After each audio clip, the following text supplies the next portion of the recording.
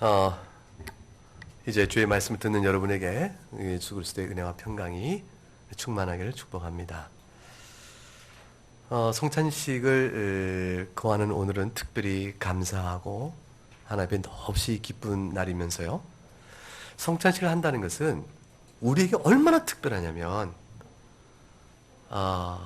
하나님의 자녀인가 아닌가를 확연히 구분해가는 외적인 표시가 드러나는 순간이에요. 그래서 예수님을 쫓는다는 사람들이 아무리 많아도 예수님을 쫓는 사람들이 그렇게 많다고 하더라도 그들이 왜 예수님을 쫓는가? 무엇을 구하려고 예수님을 쫓는 것인가? 라는 이 질문에 대해서 올바른 대답을 하는 사람이라야 성찬에 참여하는 의미를 바로 알고 실제 그런 사람이 성찬에 참여하게 되어지니까 예수님의 참 제자의 참여다 이렇게 볼 수가 있어요.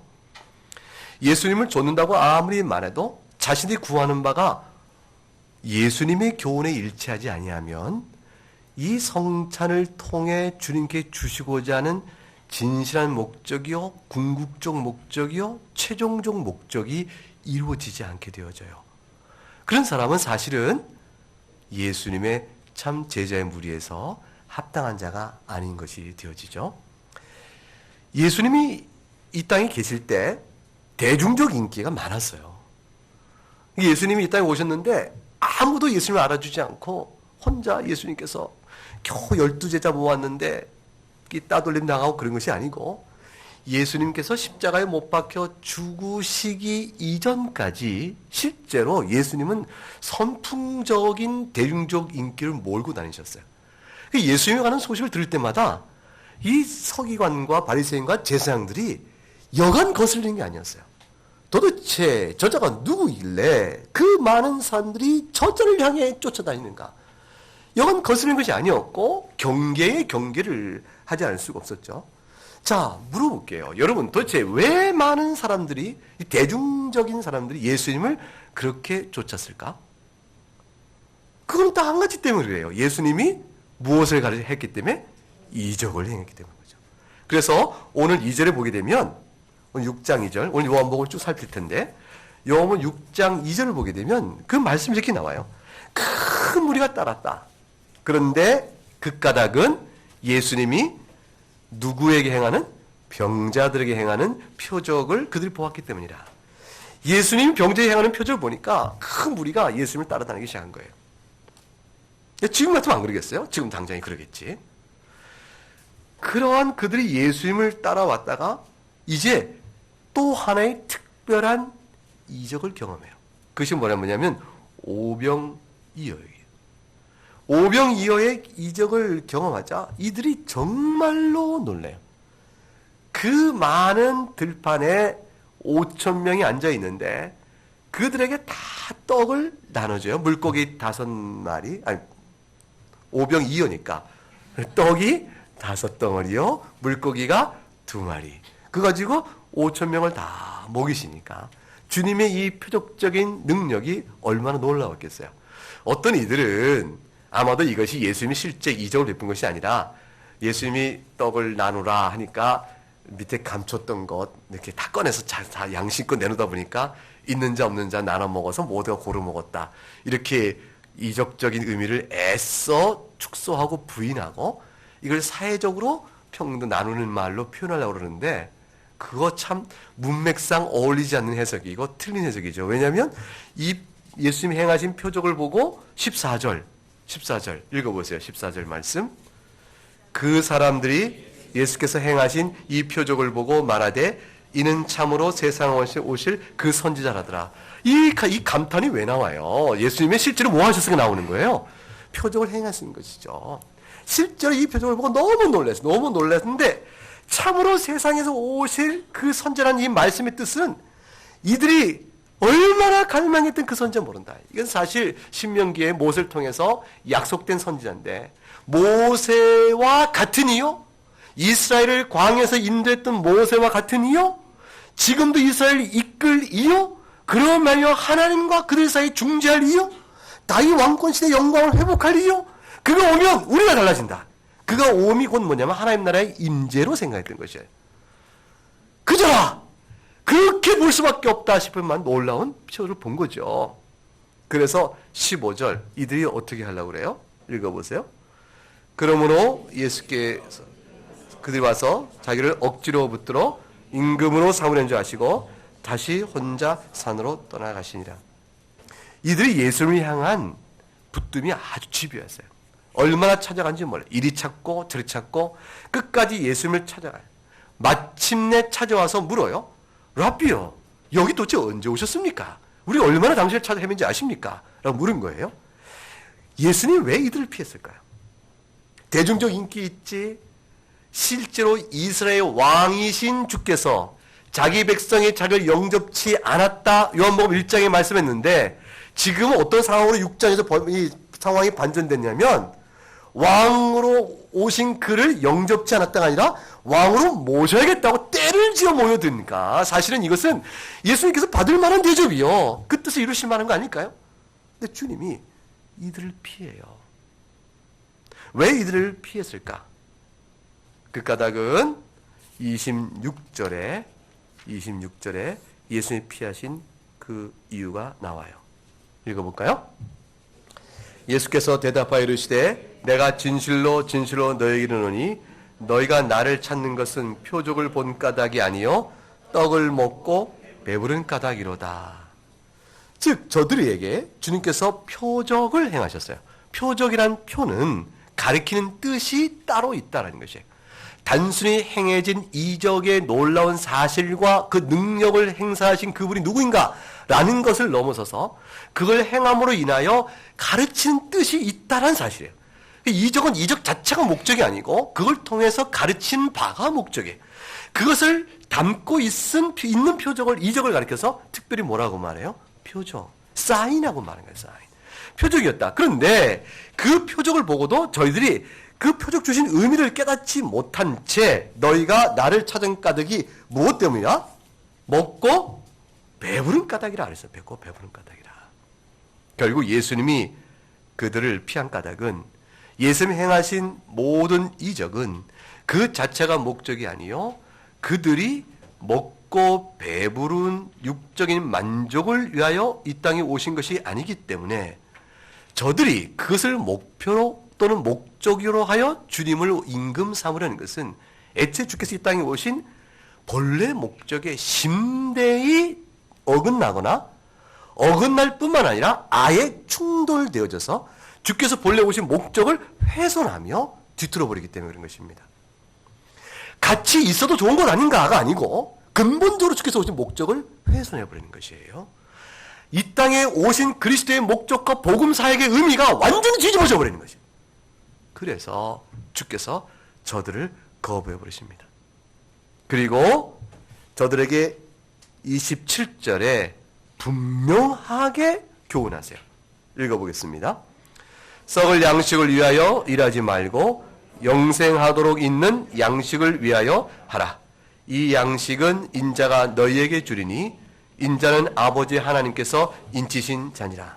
주님께서 내가 너희를 피한 까닭, 너희가 나를 찾는 까닭, 그것은 결국 썩어질 양식을 위하여 나를 찾는 것인데 내가 너에게 주고자 하는 것은 영생하도록 있는 양식이라. 이 영생하도록 있는 양식은 인자가 줄 것인데 인자가 누구인고? 하나님 아버지께서 인치신 자라. 이 인치자는 말은 하나님 아버지께서 보내신 자란 뜻이에요. 하나님께서 내가 이 자를 보낸다고 하나님께서 입증해 준 자라 그런 뜻이에요. 하나님께서 보내시면서 과연 내가 보낸 사자라 하고 인정을 해주신 자라. 이 누가 인정하신 자? 누가 이분이에요? 이 예수님이시라. 예수님 이분이 이러신 것은 예수님이 세례받을 때에 이미 그 사실이 증거된 것이죠. 하늘에서 음성이 나서 뭐라고 그랬어요? 이는 사랑하는 내 아들이요 그러니 너희는 저의 말을 들으라 하심으로 이미 인쳐준 사건이 있었던 것이죠. 하나님께서 보내신 자라는 사실을 유대인들이 예수님을 따라서 그를 임금 삼으려 했던 유대인들이 알았어요? 몰랐어요? 하나님 보내신 자를 알았어요, 몰랐어요? 이게 몰랐다고 할 수도 없고 알았다고 해야 만든 분명한 자기 증언이 있어요. 뭐냐면 아까 뭐라고 그랬다고요? 예수님이 오병이어의 기적을 베푼 걸 보고 6장 14절에 뭐라고 말했다고요? 이는 참으로 뭐예요? 세상에 오실 그 선지자라 그랬어요. 이 말은 무슨 말이에요? 하나님께서 보내신 자가 아니면 누구도 이 표적을 행할 수 없는데 이 자가 이 표적을 행했으니 이가 바로 하나님께서 이스라엘을 위하여 이 세상에 보내신 바로 그분이 아니겠는가? 라는 고백을 한 거죠. 자기들 나름의 관점과 목적에 따라서 한 것이긴 하지만 예수님이 행하신 일은 필경 그들 마음속에 하나님께서 보내신 자라야 이 일이 있을 것인 사실을 인정하지 않을 수가 없었던 것이죠. 주님 말씀하시는 거예요. 너희가 인정하듯 내가 너에게 베푼 이 표적으로 말미암아 너희가 과연 내가 하나님께서 보내신 자라는 사실을 스스로 너희가 말하였은즉 내가 너에게 말하노니 썩을 양식을 구하는 것이 아니요 하나님께서 보내신 자가 너에게 줄 것은 곧 인자가 줄 것은 영생하도록 있는 양식을 위한 것이라. 두 가지를 일깨우신 것이죠. 첫째 하나는 먹고 배부를 위하여 표적을 구하지 말고 영생을 위하여 구하라. 주께 주신 첫 번째 교훈이요. 두 번째는 뭐냐면 그것은 누가 주느냐? 바로 영생은 예수님 바로 자신이 주신 것이라는 말씀을 나타내 보인 거예요. 유대인들이 이 말을 들었으면 여러분이 그 말을 들었다면 여러분은 어떻게 하시겠어요? 그럴 거예요? 아니면 어떻게 하시겠어요? 주여 제가 그것을 원하나이다. 이렇게 예수님께 구하지 않겠어요? 어떻게 하실까? 유대인들은 어떤 반응을 보였나요? 28절 읽어보십시다. 그들이 묻되 우리가 어떻게 하여야 하나님의 일을 하오리까? 이 말이 어떻게 느껴져요? 아니 뭐야 썩을 양식을 우리가 구한다고? 아니 영생하도록 있는 양식을 영생? 영생이라면 그렇다면 결국 하나님 앞에서 하는 것인데 그러면 하나님 앞에서 무엇인가 우리가 해야 되는 거 아니겠는가? 무슨 일을 해야 영생을 얻는다는 것이지? 저자가 지금 무슨 말을 하는 것인가? 우리가 구한 것은 만나 같은 것이요. 그것을 보고 우리가 실제 오병이의 기적을 체험했으니까. 그걸 당신을 임금사 우리 그걸 또 이적을 베푸소서라고 말하는 것인데 저자가 썩을 양식을 우리 구한다고 우리를 책하는가? 그리고 영생하도 있는 양식을 주겠다? 아니 인자가 준다니 아니 영생이라면 하나님 앞에서 우리가 무엇을 해야 되는 것인가? 뭔가를 해야 돼야 얻는 것이 아니겠는가? 이들이 평소에 마음속에 가졌던 늘 생각은 뭐예요? 기반에 영생 얻으려면 무엇을 하여야 한다라는 기본적 생각이 늘 깔려 있는 것이죠. 그러니까 주님의 교훈을 듣고 주여 그 영생을 당신이 주신다면 우리가 당신에게 받겠나이다. 우리가 어떻게 하면 당신이 그걸 받을 수 있겠나이까? 라고 주 앞에서 나오는 것이 아니고 자신이 본래 가졌던 생각으로 전환해서 주님께 우리가 어떻게 하여야, 이 어떻게 하는 것은 무엇을 하여야 그 뜻이에요. 우리가 무엇을 하여야 하나님 일을 하오리까? 라고 되물은 거예요. 예수님께서는 이에 대해서 29절에 앞서 말씀했던 내용을 다시 풀어 말씀하십니다. 29절 읽어보십시다. 예수께서 대답하시어 이르시되 하나님께서 보내신 일을 믿는 것이 하나님의 일이니라 하시니 주님께서는 그냥 단순히 27절의 말씀대로 인자는 하나님께서 인치시냐니 인자가 양식을 준다. 그리고 말씀하시면서 그를 믿으라 라고 말씀한 것입니다. 그러면 뭐라고 해야 될까요? 주여 우리가 믿나이다. 이렇게 나오면 그 양식을 받는 거 아니겠어요? 그런데 30절에 읽어보십시다. 뭐라고 얘기합니까? 그들이 묻되 그러면 우리가 보고 당신을 믿도록 행하시는 표적이 무엇이니까? 하신 일이 무엇이니까? 여러분 왜 이렇게 물었을 거예요? 다시 뭘 찾았어요? 뭘 구하고 있습니까? 표적이에요. 여러분 이렇게 물은 까닭이 도대체 무엇일까요? 그들이 예수를 쫓은 까닭이 사실 무엇 때문이었죠? 병자를 고치는 표적을 보았기 때문이요. 또한 무엇 때문이었죠? 오병이어를 체험하고 이제 참으로 예수님의 말로 세상에 보내신 바로 그 선지라고 확신하지 않았어요? 이런 확신을 했던 자들이 도대체 표적을 또 보이라고 요구해야 된 까닭이 도대체 뭐냐 그 말이에요. 도대체 그 이유가 도대체 무엇일까? 이미 자전제 속에서 예수님이 하나님께 보내시기에 합당한 능력의 사람이 아닐 수 없겠다는 나름의 판단을 갖고 있었던 자들일 터인데 표적을 다시 보이라고 요구하는 까닭이 도대체 무엇일까? 그것은 예수님께서 저들에게 너희가 표적을 구하게 된 까닭이 나를 임금 삼으려 한 까닭이 먹고 배부른 데 있다. 참으로 하나님이 너에게 주시고자 하는 것을 너희가 구하지 않는다라고 주께서 책망하고 들어갔기 때문이에요. 예수님께서 너희가 나에게 와서 썩을 양식을 구하는구나. 그러나 실로 하나님께서 세상에 보내실 선지자여 너희가 인정한 그런 자가 줄 것은 영생하도 있는 양식이니 너희가 육체를 위하여 먹고 배부를 것을 구할 것이 아니라. 이렇게 주님이 교훈하시자 저들은 예수님께 자신들이 기대했던 바를 얻을 수가 없게 됐다는 사실을 알게 되어져요. 그리고 단순히 예수님께 자신들이 구할 바를 얻지 못하게 됐다라는 그런 예수님에 대한 실망감에 그치는 것이 아니고 거기에 넘어가서 도대체 그럼 우리가 구하는 것이 잘못됐단 말인가? 라는 식에 대한 강한 신학적 토론과 의문이 벌어지게 되는 것입니다. 다시 말하면 당신이 어찌하여 먹고 배부르다고 말하며 우리 구하는 것이 잘못된다는 식으로 우리를 책망하는 거요. 먹고 배부른 것을 하나님이 보내신 그 선지자에게 구하는 것이 무엇이 잘못된 것인가? 마치 먹고 배부른 것을 구하는 것은 잘못이요? 먹고 배부르지 아니하는 썩지 않은 그 썩을 양식을 말하며 당신이 말하는 다른 무엇이 있는 것처럼 말하는데 세상에 모세도 우리에게 먹고 배부르고 떡을 준 거 아닌가? 당신이 모세 더 나은다는 말인가? 무슨 소린가?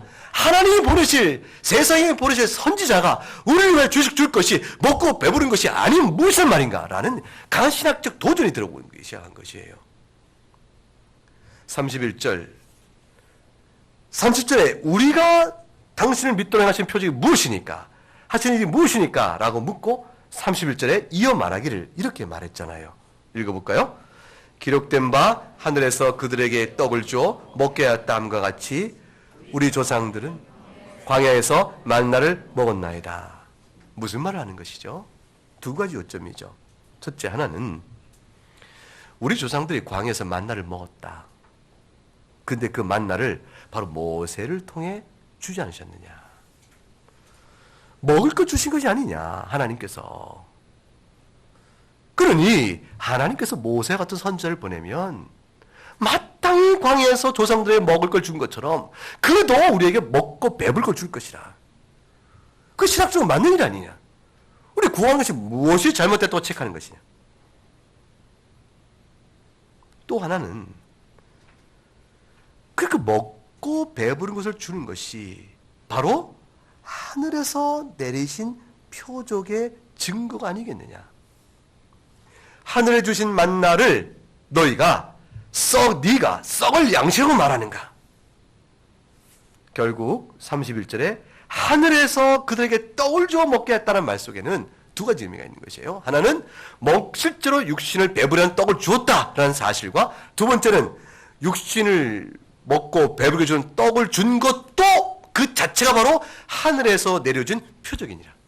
그러므로 하늘에서 내려준 표적을 보이라는 이 우리의 요구 앞에서 먹고 배부르게 하라는 우리의 기대는 정당한 것이라는 신학적인 해석을 깔고 그리스도의 말씀을, 예수의 말씀을 정면으로 맞받아치고 있는 것이에요. 이건 신학의 문제입니다. 유대인들이 기대했던 메시아는 어떤 분이시고 주께서 약속했던 메시아는 그들에게 무엇을 주러 오시는 것인가? 그 이해의 차이에 현격한 차이가 있었던 것이에요. 이 세상을 위한 메시아인가? 아니면 이 세상의 정욕을 위한 메시아가 아니요, 이 세상에서 죄사함 은을 입어 주 앞에 나와 거룩함을 입어 세셈이 없는 그런 영혼을 세우게 하는 은혜의 하나님 나라인가? 이 자체의 정면적 충돌이 있었던 것입니다. 예수님의 답변이 궁금하죠? 궁금하지 않아요? 32절과 33절 말씀을 읽어보시기 바랍니다. 예수께서 이르시되 내가 진실로 진실로 너에게 이르노니 모세가 너에게 준 하늘로부터 떡을 준 것이 아니라 내 아버지께서 너에게 하늘로부터 참떡을 주시나니 하나님의 떡은 하늘에서 내려 세상에 생명을 주시는 것이라. 하나는 첫째, 예수님 답변 역시 두 가지로 답변하십니다. 첫째, 모세가 준 것이 아닐세. 누가 준 것이라? 하나님 아버지께 주신 것이라. 주신 분이 누군가를 말합니다. 그리고 두 번째, 자네들이 떡이라 했는데 하늘로부터 내린 참떡을 준다고 참자를 붙이셨어요. 참떡을 붙이심으로 인해서 모세가를 통하여 주님께 주신 참떡, 하나님께 내리신 참떡은 먹고 배부른 것이 아니라 그 떡으로 말미암아 실제로 하나님께서 나타낸 표적이 있으니 그 표적은 하나님께 내려주시는 하늘 양식은 실제로 영혼을 살리는 것이라 라는 것을 일깨워 주시기 위한 것이었어요. 하나님의 떡은 하늘에서 내려 세상에 생명을 주는 것이라 했어요. 이 생명은 육체 생명이 아닙니다. 먹고 배부르도 하기 위해 주신 것이 아니요. 이걸 통하여 가리키는 표적이 있으니 실제로 만나를 주신 것은 너희가 먹고 배부름만이 아니라 하나님의 말씀으로만 사는 것을 깨달아 정령코 죄사함의 은혜를 베푸시는 영생에 참된 것을 주시기 위한 것이었다. 그것을 말씀하는 것이에요. 하늘에서 내려준 떡이 되려면 영혼의 양분을 주는 것이야. 육신의 양분을 주는 것에 그치는 것이 아니고 영혼의 양분을 주시는 것이야. 그래야만 되는 것이라는 사실을 일러주시는 것이에요. 시편 78편을 열어보세요. 시편 78편.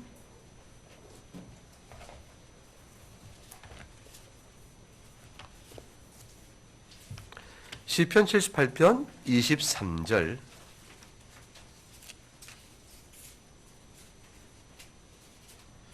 23절과 24절 말씀 읽어보겠습니다. 그러나 그가 위의 궁창을 명령하시며 하늘문을 여시고 그들에게 만나를 비같이 내려 먹이시며 하늘 양식을 그들에게 주셨나니. 이미 만나를 가리켜서 뭐라고 말씀했죠? 하늘 양식이라고 그랬어요. 근데 주님께서 만나가 하늘 양식이 아니다라는 식으로 지금 답변하시고 하나님께 내려주신 참떡이라야 하늘 양식이라 이렇게 말씀하신 내용 속에는 유대인과 시편 78편의 해석에 대한 충돌이 있는 거 아닐까? 고린도전서 10장을 가볼까요? 고린도전서 신약성경 10장을 가보겠습니다.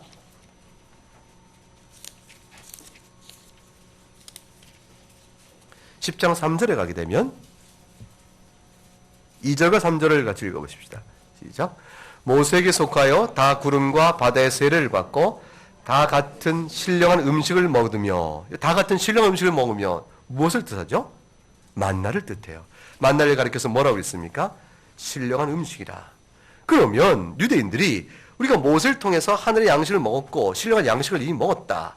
그래서 먹은 것이 분명하거늘 어찌하여 먹는 것이, 그렇게 먹는 우리가 구한 것이 썩을 양식으로 말하는가? 어찌해서 만나를 가리켜 하늘 양식이요 신령한 음식이 모세를 통해 주었다는 사실을 마치 부인한 듯이 모세가 내려준 것이 아니라 신령한 양식은 하늘에서 내린 양식은 하나님 주시니 하나님이 주시는 하나님의 주시는 하늘 양식은 참떡이요 생명을 살리는 것이라 이렇게 말하는가? 라고 되물을 수도 있죠. 그런데 주님께서 하신 요점은 아까 말씀드린 그거예요. 유대인들이 만나를 주신 바 된 표적의 의미를 제대로 알았다면 시편 78편과 고린도전서 10장의 말씀의 뜻이 그대로 표현될 수가 있는 것입니다. 신명기 8장 3절에 그 말씀이 나오는 것이에요. 열어보세요. 신명기 8장 3절.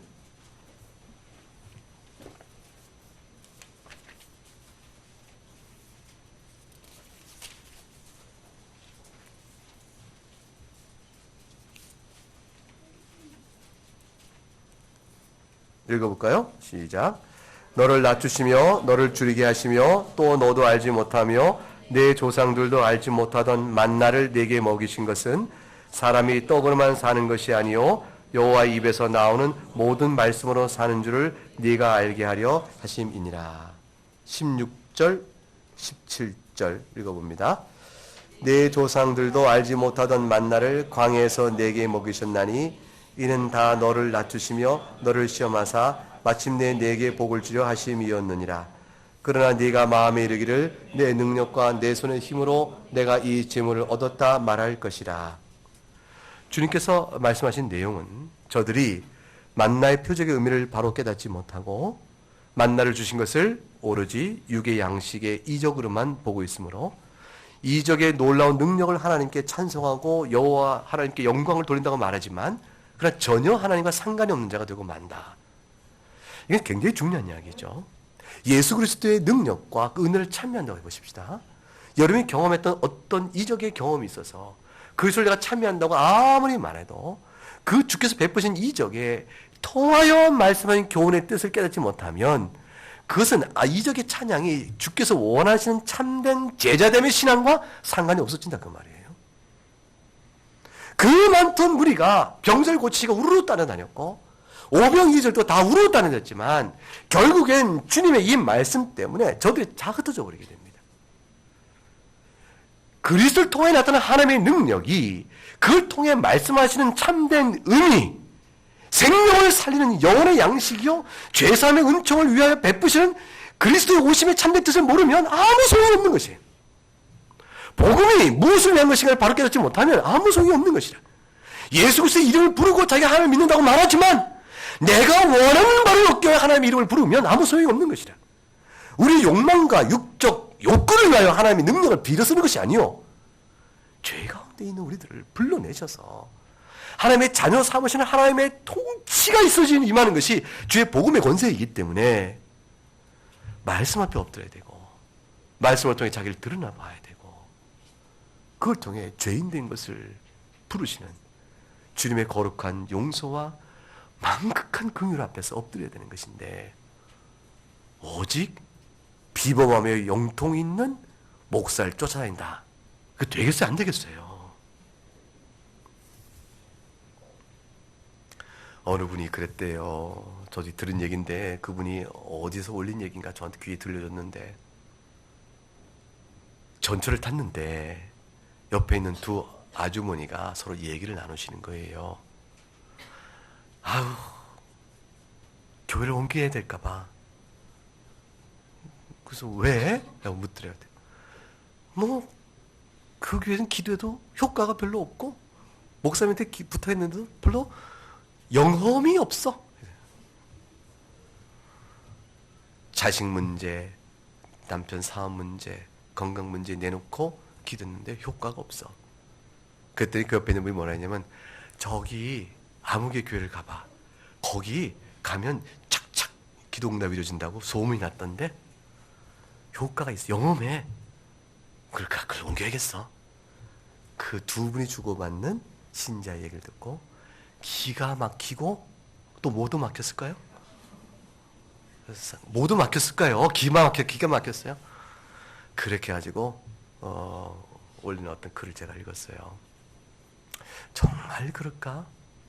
신자인데 정말 그럴까? 그분도 성찬을 받을 텐데 신자라면 그랬을까? 그분도 세례를 받았다면 신자됨의 의미가 뭔지 알았으면 정말 그랬을까? 도무지 믿어지지가 않아요. 믿을 수가 없어요. 세례를 받았다면 세례 교육을 받았을 것이고 복음을 고백해왔을 거예요. 예수 그리스도가 누구신지 알았을 거 아니겠어요? 그런데 어떻게 그런 자가 그럴 수 있을까? 그 신앙은 교회에서 행하는 성찬을 대할 때마다 분명히 믿음의 고백이 초점이 어디에 있었기 때문에 그랬을까? 도무지 이해가 납득이 되지 않는 일이죠. 그런 일이 만일 우리 가운데 있다면 전혀 잘못된 신앙이에요. 예수 그리스도와 상관이 없는 신앙이 됩니다. 34절에 저들이 이렇게 말합니다. 읽어보세요. 그들이 이르되 주여 이 떡을 항상 우리에게 주소서. 마침내 달라고 그래요. 마침내 달라고. 어때요? 반갑죠? 마침내 달라고 그러는데 여러분 생각에 정녕 원하여 달라는 겁니까? 아니면 그런 거 있어? 한마디로 좀 우스운데 말도 안 되는데 있으면 줘봐라 라는 식으로 비아냥거림과 조롱과 멸시의 달람일까요? 어느 게 맞아요? 전자일까요? 후자일까요? 제가 길게 말한 게 답이에요. 뭘까요? 후자죠. 저들이 30절에 당신을 믿동 행하신 표적이 뭐요? 라고 물을 때 이미 그리스도에 대한 적대적 관계로 돌아섰어요. 예수님에 대한 표적을 다 보고 자신이 원할 걸 얻겠다 싶을 땐 예수님을 선지자, 왕이라 세웠지만 원할 수 없는 순간, 자신이 원하는 바가 잘못됐다고 질책하는 순간 신학적 대립이 되면서 예수님과 등 돌린 저들은 예수님의 되풀이된 모든 말씀에 대하여 저들은 듣지 않습니다. 34절에 이 떡을 주여, 그렇다고 우리 항상 주리에 주소서 라는 말은 비아냥거림이에요. 거부의 말, 불신앙의 태도예요. 왜 그러냐면 36절에 주께서 뭐라고 대답했어요? 읽어보세요. 그러나 내가 너희에게 이르기를 너희는 나를 보고도 믿지 아니하노라. 저들이 주여 내가 이제 깨달았습니다. 주님께서 32절, 33절 하나님의 떡은 하늘에서 내려 세상에 생명을 주는 것이라 이 말을 듣고 나니 제가 모세를 통해 주신 만나의 의미를 잘못 깨달았습니다. 내가 이제 말씀을 듣고 깨달았으니 주여 우리의 허물을 용서해 주시고 우리에게 하늘에서 말씀하신 그 참떡을 우리에게 주소서, 이렇게 구하는 것이 결코 아니라 그 말이에요. 비아냥거림이요 불신앙입니다. 그들의 질문에 대해서 예수님이 이제 확실하게 말씀해 주시죠. 내가 생명의 떡이라. 내게 오는 자 곧 나를 믿는 자는 줄이지 아니할 것이요 영원히 목마르지 아니할 것이라. 35절에 주님께서 분명하게 풀어주셨어요. 그리고 말씀하시기를 오직 예수 그리스도로 말미암지 않고는 누구도 영원한 생명이요 부활의 생명을 누릴 수 없음을 다시 확인해 주십니다. 그리고 그리스도를 믿고 그에게 나오는 자라면 비로소 그에게는 영생이 주어질 것임을 약속하셨어요. 40절을 읽어보시기 바랍니다. 시작. 내 아버지 뜻은 아들을 보고 믿는 자마다 영생을 얻는 이것이니 마지막 날에 내가 이를 다시 살리리라. 여러분 이 말씀 믿으십니까? 여러분 이 말씀을 믿는다면 여러분이 그 믿는 것은 여러분의 이성과 여러분이 예수님 말씀을 동의하마라고 동의해 준 것이 아니에요. 여러분이 이 예수 그리스도를 믿는 자마다 영생을 얻는 이 은혜가 주어진다는 사실을 믿게 된 것은 여러분이 바로 하나님의 자녀이기 때문에 그런 것이에요. 진정한 하나님의 자녀이기 때문에 예수 그리스도 이외에는 참된 복음에 합당한 열매요 영광이 주어지지 않는 사실을 깊이 진실이 마음에 깨달을 수 있게 되는 겁니다. 37절을 읽어보세요. 아버지께서 내게 주시는 자는 다 내게로 올 것이요 내게 오는 자는 내가 결코 내쫓지 아니할 것이라. 실로 주께서 결코 내쫓지 않는다 했으니 이 말은 무슨 말이냐면 우리가 아무리 허물이 많아도 주님이 정령껏 우리를 용납하신다 그 말이에요.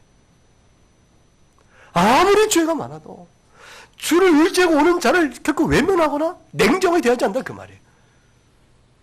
우리가 오늘 성찬에 나올 때에 여러분의 허물이 아무리 많아도 성찬을 통해 베푸심 받은 그리스도의 죄사함 은총을 믿고 나오면 누구에나 그를 위한 성찬을 받을 수 있도록 하시면서 성찬을 약속하신 받은 전적 죄사함 은혜를 베푸신다 그 말이에요. 내가 주님 앞에 나올 때 잣대로 키가 얼마나 재지 않으시는 것이에요. 우리의 거룩한 성화의 수준이 얼마큼이나 재지 않으시는 거예요. 예수의 죄사함은 여러분의 성화의 수준과 열매의 정도에 따라 달리는 것이 아니에요. 주께서 여러분을 거룩히 살아라고 말씀하시지만 거룩히 살 것을 신자됨에 마땅한 요구로 말씀하시지만 주께서 우리 가운데 그 거룩의 열매를 맺도록 열심히 하시지만 성령께서 우리 가운데 살아계셔서 능동적으로 열심히 하시지만 그러나 쉬지 않고 하신 그분께서 자신이 우리 가운데 행하심으로 나타난 거룩한 행실을 근거로 죄사함에 합당한가 아닌가를 판단하지는 결코 않으시는 것이에요. 우리를 절대로 내쫓지 않으십니다. 우리에게 바라시는 것은 정령코 썩을 양식을 구하는 믿음이냐 아니면 죄사함에 은총을 주시는 하늘에 내신 양식을 참으로 구하느냐 그 믿음을 바라시는 것이에요. 39절 40절에 읽어보십시다. 나를 보내신 이의 뜻은 내게 주신 자 중에 내가 하나도 잃어버리지 아니하고 마지막 날에 내가 다시 살리는 이것이니라. 내 아버지의 뜻은 아들을 보고 믿는 자마다 영생을 얻는 이것이니 마지막 날에 내가 이를 다시 살리나 하시니라. 이제 이 말을 듣고 본격적으로 저항이 나타납니다. 41절 42절입니다. 수군대기 시작합니다. 아니 42절 요셉의 아들 예수가 아니냐? 그 부모를 우리가 다 알지 않은가? 저자가 지금 어찌 하늘에 내려왔다 하는가? 예수님에 대한 거친 저항이 나오기 시작합니다. 이제 요셉의 아들 예수다.